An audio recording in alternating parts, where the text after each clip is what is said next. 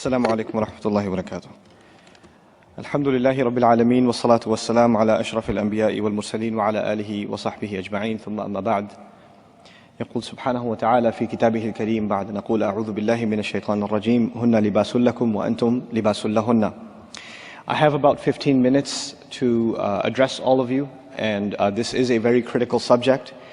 And there's so much that can be said about it, and I'm really glad that Altaf Bhai's presentation actually was very comprehensive, and it touched upon a lot of things that really need to be given a lot of discussion. Each one of his points is chapters in the book of marriage. And really it should be taken very, very seriously.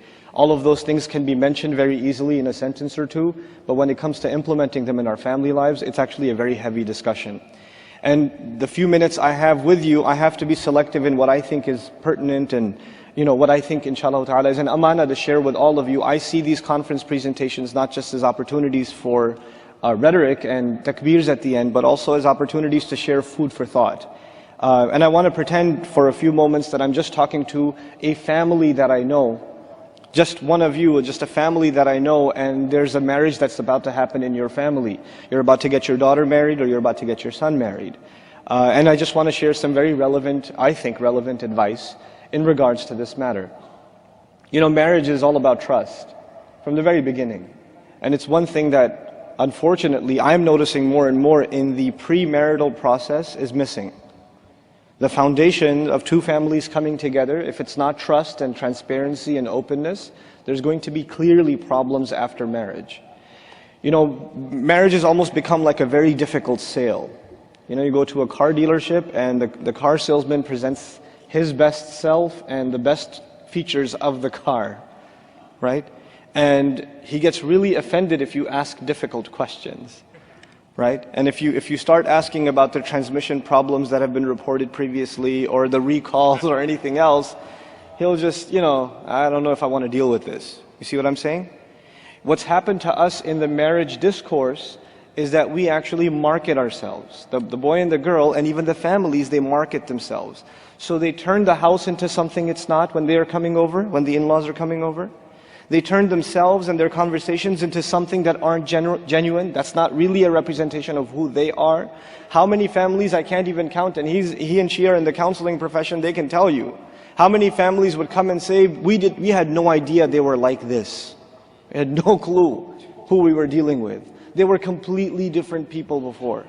And this kind of scamming, which you would think would happen in the sales industry, is actually happening in the institution of marriage. And that's a crisis, as a matter of fact. We offer, in some of the more, forward-thinking families that aren't as conservative, quote-unquote, they say, okay, no, let the boy and girl talk to each other. Let them email one another, let them have a few conversations. But at this point, both of them are so, blind. And they're so interested in just getting the celebration and the new dress and the gifts and all this stuff. They're so caught up in the hype and all the congratulations they're getting and all the phone calls and text messages that even when they talk to each other, it's actually empty fluff conversations. And they see what they want to see in the spouse. They're not able to have an intellectually sound conversation a lot of times, the young men and the young women, because, hubbul ayn la tara, or aynul hubb asif la tara, the love, the eye of love can't see. You're already infatuated with the idea, so you have a hard time seeing any flaws.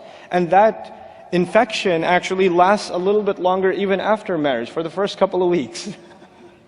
You can't see any flaw in your spouse. Even the way she sneezes, you're like, it's amazing. SubhanAllah.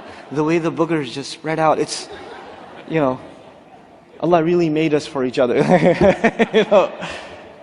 But then it starts wearing off and reality starts setting in. How come you never told me this or that or the other? I didn't realize you're this way or that way or the other way, So first, my encouragement to the families and to the young people that are looking to get married is to be mature in this process. There's a place for love and emotions and infatuation, and I tell you, you have to put the brakes on that until the marriage is really, really close and everything else is settled. There's some other really serious things that need to be settled first, Then the other thing I want to talk to is the elders, specifically the elders in our communities. You people are so worried sometimes about your messed up kids that you say, maybe if we marry him to a good girl, or we marry her to a good boy, things will work out fine. So all the really messed up things you know about your child, you don't tell anyone. You don't tell even the family that you're dealing with, and you keep it hidden as best you can, because if they found out, they wouldn't marry your child. And on top of that, of course, you're suffering from some kind of schizophrenia in which you tell yourself to lie so much that we have a good boy that you start believing it yourself. And in the face of reality, I mean, your child is coming home, that's not a child, it's a man. Your son is coming home at 2, 3 in the morning, he can't even stand up straight. Oh, he must have been making tahajjud. The tafsir seminar must have been late, or, come on. A lot of times our parents know that the young man has a drug problem. He's got an alcohol problem. He's got a clubbing problem. I'm not even qualified for this sort of thing. I get emails, brother, we were talking, the conversations were going well between our families. He's actually from, back home, from the same neighborhood. Our families know each other. By the way, that doesn't mean anything anymore, because those families are not the same when they fly over. Okay? So if you knew them back in the 70s or something, then that's not a formula to gauge that, oh, we know their family. No, you don't. They don't even know their own family, bro. He doesn't even know his own cousins, his uncle, his aunt. It's not the same family. That's a very shallow gauge. Anyhow, they say, he used to go to the masjid, we saw him making i'tikaf, he was praying, he even has a little bit of a beard, alhamdulillah, it's a good boy. And then, my parents got me married to him, and I thought it was okay. The first time we went out to eat, true story, first time we went out to eat, he ordered a beer. And I'm sitting there going, what's going on? What are you doing? He goes, what's the big deal? Why are you flipping out? Calm down. And this is the reality of the lack of foundation in many marriages.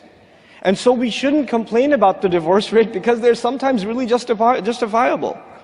There's some really serious situations out there that we have to deal with. And I'm not advocating for divorce, but I am saying, look, there's a reason these kinds of things are happening. And there's some really fundamental realities that we're choosing to close our eyes to, that we can't afford to anymore for the sake of our own sons and our own daughters. Then there's the second matter that I want to talk to you about. This is just one dimension of the many dimensions that can be spoken about post-marriage, after marriage. And this problem starts before and it permeates after. We're living in a society in which the standards of haya, the standards of shame, holding yourself back, regard, some kind of reservation between yourself and the opposite gender. Those standards are dropping. I'm not complaining about the kuffar. I'm talking about the Muslim community. In our homes, by the way, license plate number GQ, no, I'm kidding. In our homes and in our lifestyles now, our social interactions have become very permissive, even within the semi-religious, semi-conservative circles. We've got a couple of extremes. On the one hand, we have some families in our community, and we get all colors of the spectrum in America, right? So we get some families that are so incredibly conservative that women are actually evil. So if you see them anywhere near the masjid, astaghfirullah al-azim, and you might get into a car accident in the parking lot because you're trying to get away from shaitan. I mean the sister.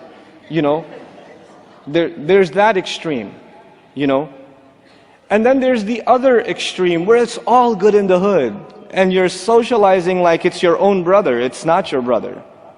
It's the husband of your friend. It's not someone you should just be chit-chatting with unnecessarily, So there is actually a line in the middle that needs to be respected.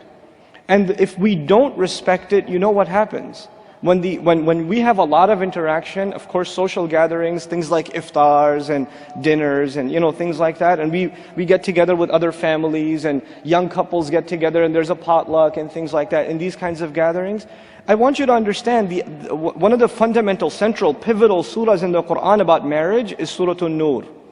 Right? It's one of the pivotal surahs about marriage.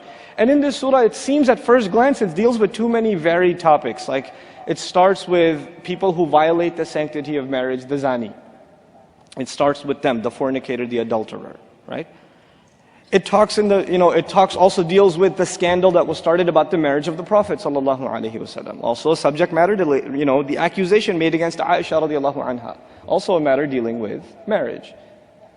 It also deals with some rules that should be observed inside the house. For instance, those of you who believe, لا تدخلوا بيوتا غير بيوتكم حتى تستأذنوا تستأنسوا. Don't enter your homes that aren't yours until you make yourself known. In other words, let them prepare. Let the women cover themselves, or take caution that a ghayr mahram man is coming in. There needs to be some adjustments made when a stranger is about to come into the home. So watch out. I mean, those kinds. They say in Arabic. I repeat this a lot of times. Inna al-labiba min al-isharati yafham. In Urdu we say akal man ke liye ishara kafi hai. Right? When Allah is saying, make yourself known before you come into somebody's house, it's to allow the family to adjust themselves. But you know what? There's no adjustment anymore. It's all good. And the very next ayat are about lowering your gaze. That's incredible. Lowering your gaze where? In the original context of the surah, where? In the house. Yes, you should lower your gaze when you're walking in the mall. You should lower your glance because you're going to see inappropriate things. Especially husbands, watch out, lower your eyes. Especially husbands. Shaitan will want you to be uninterested in your wife. That's what he wants you to be. And he wants you to, compare her to whatever you see on the street or whatever you see anywhere else. Lower your eyes. But you know what? More important than all of those virtual kinds of pleasures that people are pursuing, more important than all of that, the people you're interacting with on a regular basis, you're going to see them over and over and over again. Particularly in those cases, lower your eyes. It's really disturbing. I've even heard husbands talk about how well somebody else's wife was dressed. I mean, that's disgusting for a Muslim community. It's violating the sanctity of marriage, even in certain, what we would consider not criminal behaviors. Well, it's not haram to sit and have dinner together, is it? It's not. I'm not saying it is, but I am saying it does have psychological consequences. It does have social consequences. And what's really, one of the most remarkable things to me personally in this surah, Surah An-Nur, specifically Surah An-Nur, is right after this conversation about certain rules around the house, even certain rules about whether your children can come into the bedroom or not, and when they can and when they can't, and the fact that they should ask permission. How many of you, and myself even, have set the rules like that in the house? Beta, when you come into my room, knock first. Ask if you can come in. Don't just knock and walk in. That's the other thing, right? I knocked. Knock and ask permission and then walk in. And there are certain hours even Allah set in the ayat. There are certain ayat where they should do that, and certain ayat it's fine, it's open door policy. I know my time's up. Okay, 1 minute, cool. I thought I was up. So, those rules have been set in place, and then in this same surah, Allah Azza wa Jal talks about the ayat of Nur, the light in the heart. The light in the heart. This is the same surah that talks about khimar, the covering of the woman. But everything else seems to be related to marriage and guarding haya, and all of a sudden there's a conversation about the deepest elements of spirituality, probably the most profound passage in the Quran on spirituality in this same surah. Why? Because we're being taught, look, observing these things will help your spirituality, and violating these things will hurt your spirituality. The light in your heart will be hurt, will be damaged if you don't address these things. They have direct consequences. These are the few things. I mean, again, 15 minutes is very little time. I don't even think I should give longer speeches than 15 minutes because I'm in the teaching profession and I have respect for something called attention span, which Muslims, alhamdulillah, face extra special problems with. But, because we're used to on a weekly basis. We attend a convention every week. It's called Jumu'ah prayer. And alhamdulillah, we get some of the best sleep of our life in those 20 minutes, First thing we hear is alhamdulillah, next thing we hear is aqim as-salat. So I'm mindful of that, but hopefully some of these things are conversations you can have with your family. And really reflect upon how you and I are conducting ourselves, in our households. I worry about my daughters and how I'm going to get them married, and my boys. I really do. Not just in how I'm going to raise them, which is a big problem, but the other problem is, where am I going to find the families that see life the same way? Beyond just the appearances. Where am I going to find those real men of the future? And those real women of the future? May Allah Azza wa Jal help us grow those real men and those real women. And may Allah Azza wa Jal protect the sanctity of marriage in our homes and give us the ability to have a clear, transparent, just and merciful process even for getting our children married. Barakallahu li wa lakum. Assalamu alaikum wa rahmatullahi wa barakatuh.